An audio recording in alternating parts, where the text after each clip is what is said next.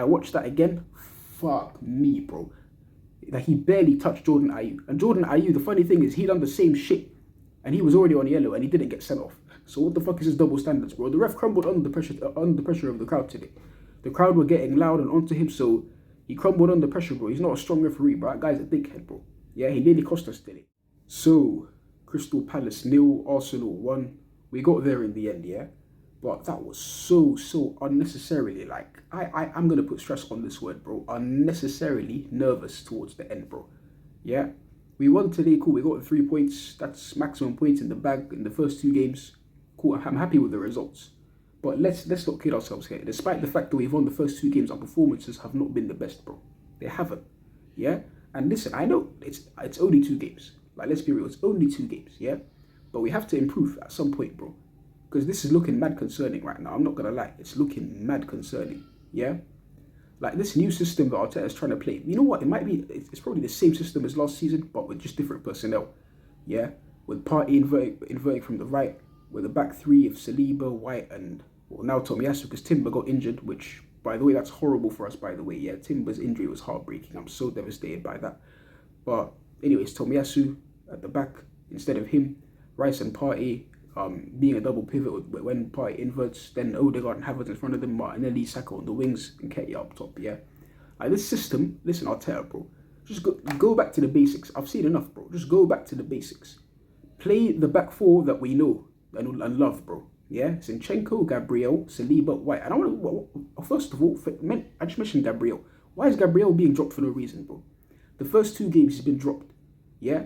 This guy's not missed a single Premier League game for like nearly 2 years now.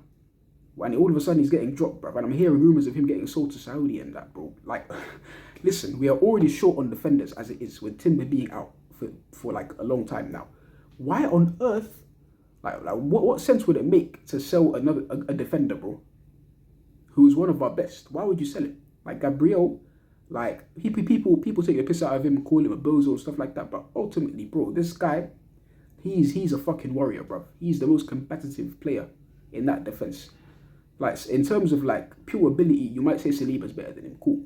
And I'll touch on Saliba later. But Gabriel, like, bro, you look how he defended when he came on, bro. Look at the passion he showed. He celebrated shielding the ball out for a goal kick.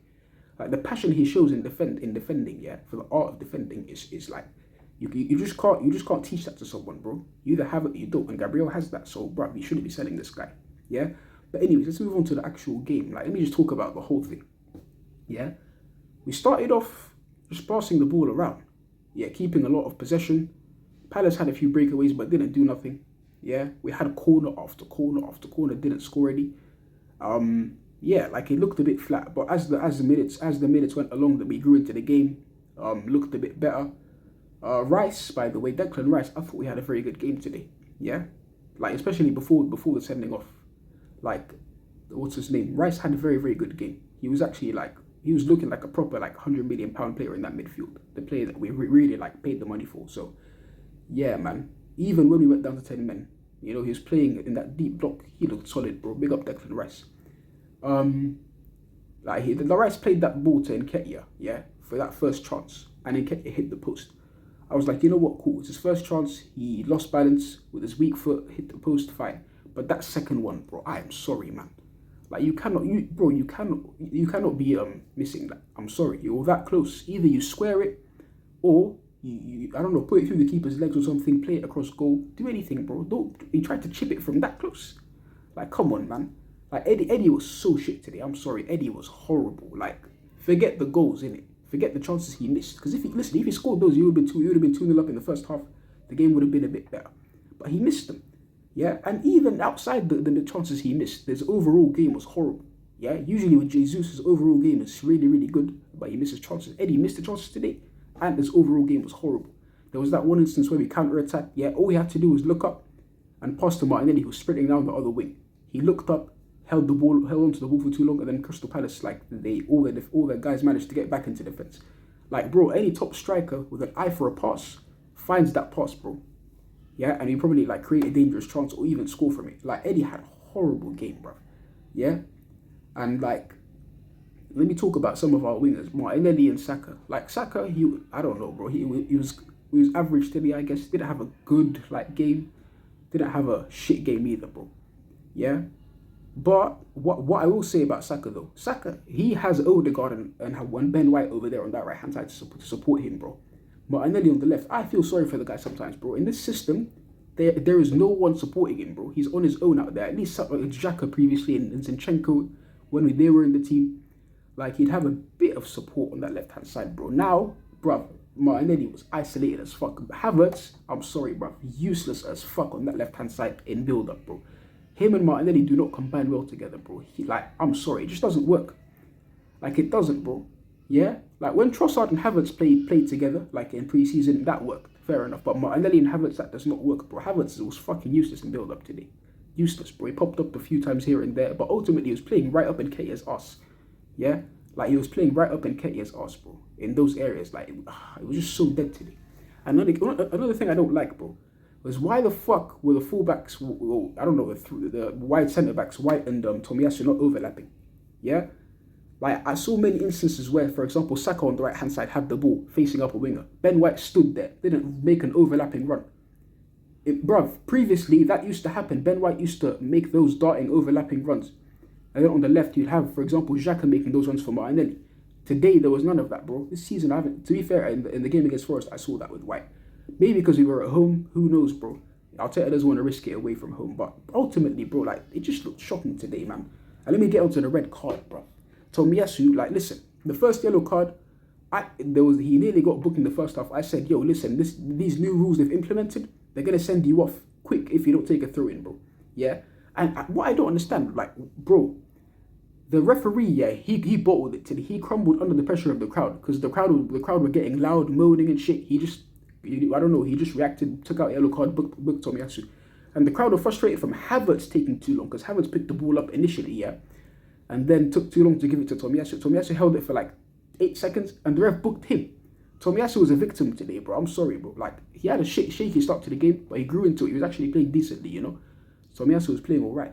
And then that second yellow was a disgrace. Like, initially, I thought it was a second yellow because he pulled the shirt down. But I watched that again. Fuck me, bro. Like, he barely touched Jordan Ayew. And Jordan Ayew, the funny thing is, he done the same shit. And he was already on yellow and he didn't get sent off. So what the fuck is his double standards, bro? The ref crumbled under the pressure of the crowd today. The crowd were getting loud and onto him, so he crumbled under pressure, bro. He's not a strong referee, bro. That guy's a dickhead, bro. Yeah, he nearly cost us today. But Arteta made a lot of changes when Tomiyasu got sent off. We was fucking comfortable up until then, but then the rest of the game was so nervy, obviously. He brought on Gabriel for like, Gabriel was his first sub. Stayed on for a bit. It was Saka, Gabriel, Saliba, White, Partey as a back five.